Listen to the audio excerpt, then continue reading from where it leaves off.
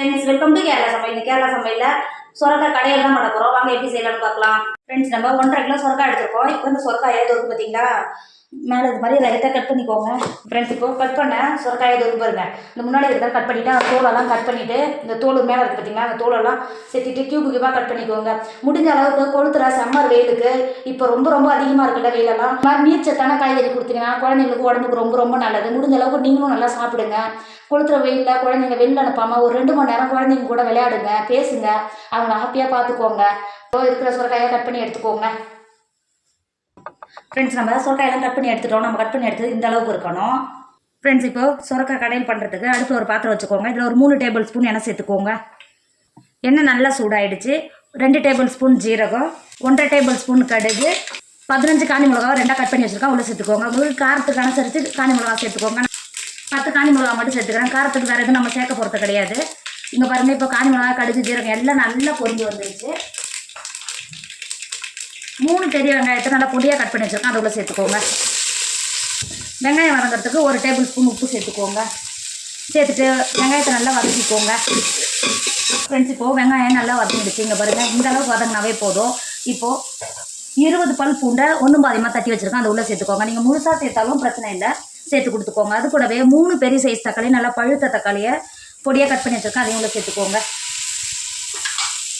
சேர்த்து கொடுத்துட்டு அது கூடவே 1 டேபிள் ஸ்பூன் மஞ்சள் தூள் சேர்த்து கொடுத்துக்கோங்க. தக்காளி வெங்காயம் பூண்டு நல்லா பச்சை வடை நல்லா வதக்கிக்கோங்க.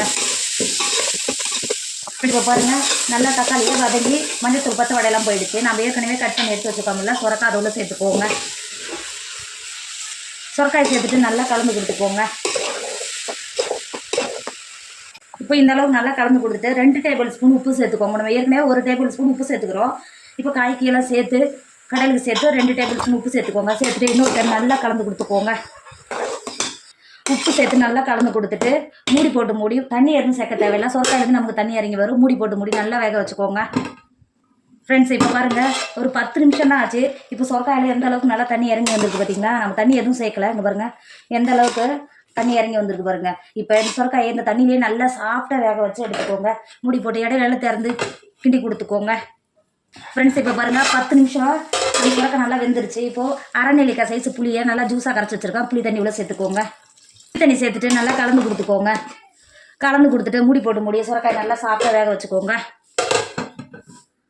ஃப்ரெண்ட்ஸ் இப்போ பாருங்கள், நம்ம சொரக்காய் சேர்த்துருக்கு நல்லா காய் எந்த அளவுக்கு நல்லா வெந்து தண்ணியெல்லாம் நல்லா சொரக்காய் அந்த தண்ணியிலே நல்லா நல்லா வற்றி வந்துருக்கு பாருங்கள். ஃப்ரெண்ட்ஸ் இப்போது நல்லா கலந்து கொடுத்துட்டு இப்போ இது கடையிறதுக்காக வேறு ஒரு மண்சட்டிக்கு மாற்றிக்கோங்க. நல்லா ஆறிடுச்சு. இப்போது கடையிறதுக்காக இந்த மண்சட்டியில் மாற்றிக்கோங்க. சட்டியில் மாற்றி கொடுத்துட்டு மத்து இருந்தால் நல்லா கடைஞ்சி எடுத்துக்கோங்க. என்கிட்ட மத்து இல்லை, பொட்டோட்டோ மெசர் இருக்குது பார்த்தீங்கன்னா, இது மாதிரி அழுத்தி பசங்கன்னா நம்ம நல்லா சொரக்காய் நல்லா சாஃப்டாக வெந்துருச்சு. இது மாதிரிலாம் நல்லா குழஞ்சி வந்துடும். இது நல்லா அமர்த்தி நல்லா கடைஞ்சி எடுத்துக்கோங்க. மத்து இருந்தால் ஈஸியாக இருக்கும். என்கிட்ட மத்து கிடையாது. நாங்கள் இது மாதிரி நல்லா கடைஞ்சி எடுத்துக்கோங்க. இங்கே பாருங்கள், நல்லா கடைஞ்சி எடுத்துட்டோம். இப்போ பாருங்கள், பார்க்குறதுக்கு எவ்வளோ ஒரு சூப்பராக இருக்குது பார்த்தீங்களா. இது சாதத்தோடு வச்சு சாப்பிடும்போது டேஸ்ட் அவ்வளோ ஒரு சூப்பராக இருக்கும். அடிக்கிற செம்மர் வெயிலுக்கு இது மாதிரி நீர்ச்சத்தான காய்கறி செஞ்சு கொடுத்தீங்கன்னா உடம்புக்கு ரொம்ப ஆரோக்கியம். கண்டிப்பாக நீங்களும் ட்ரை பண்ணுங்கள். என்னோட வீடியோ உங்களுக்கு பிடிச்சிருந்தா உங்கள் ஃப்ரெண்டு உங்கள் ஃபேமிலிக்கு ஷேர் பண்ணுங்கள். மறக்காமல் கேரளா சமையல் சப்ஸ்கிரைப் பண்ணிக்கோங்க. தேங்க்யூ.